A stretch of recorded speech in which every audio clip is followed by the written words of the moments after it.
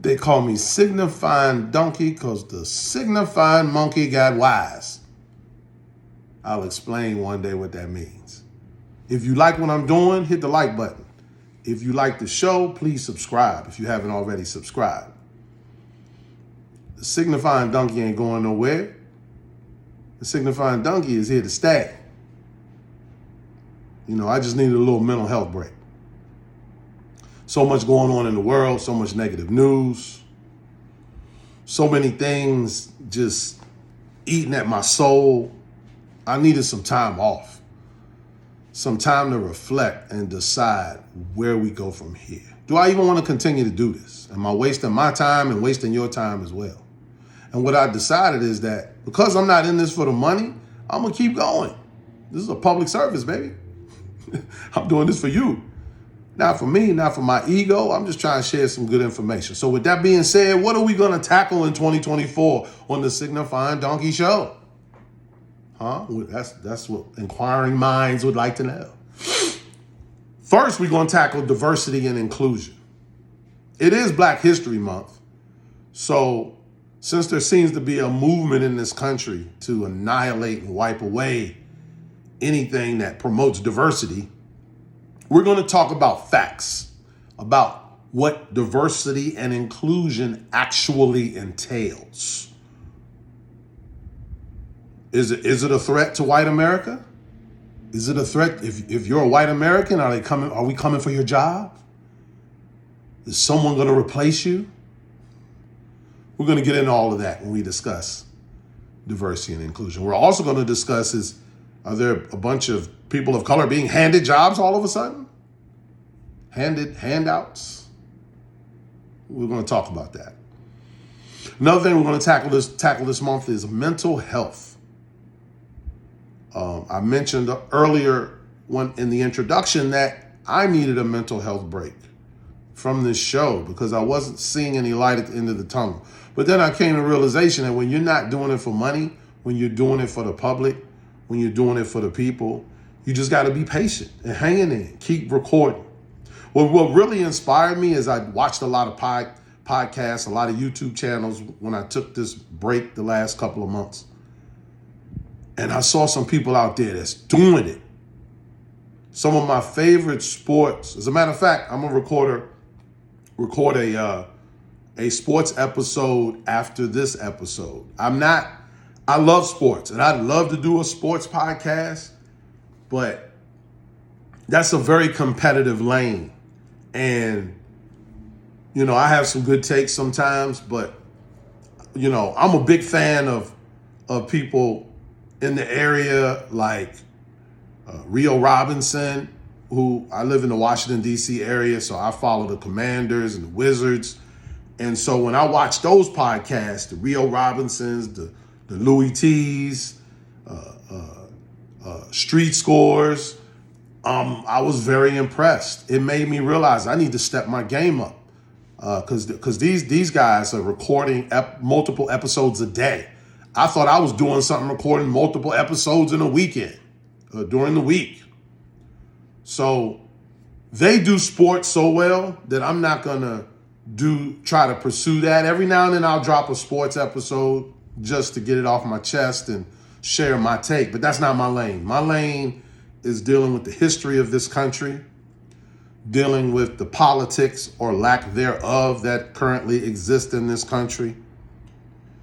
And so when we tackle mental health, I'm going to deal with things like social media etiquette, relationship building, texting versus calling, email etiquette.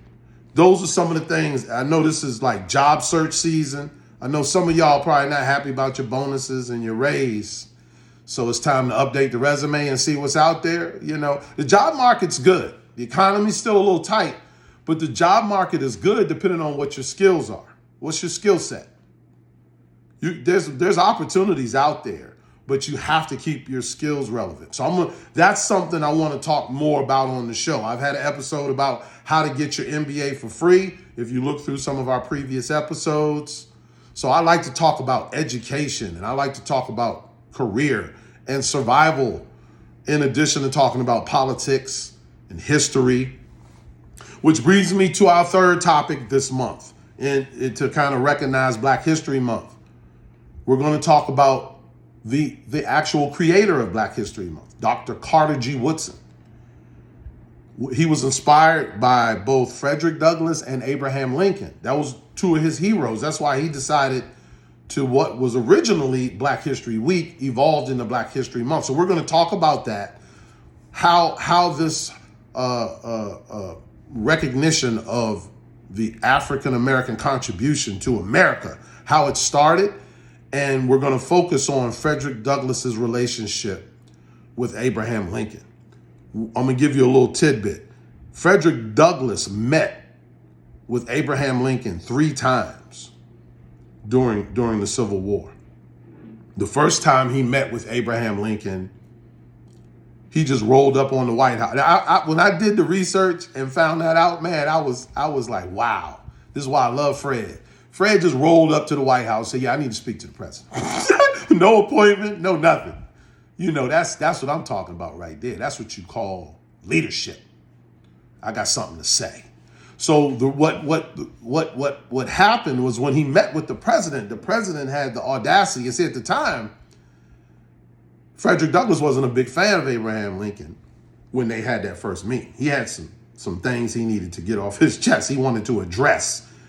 And the most important thing was Frederick Douglass had gotten wind of Abraham Lincoln's plan to colonize parts of South America and send all of the American slaves to South America. Because at that point in the Civil War conflict, Lincoln was dealing with the reality that if we free the slaves, we're going to have another problem on our hands.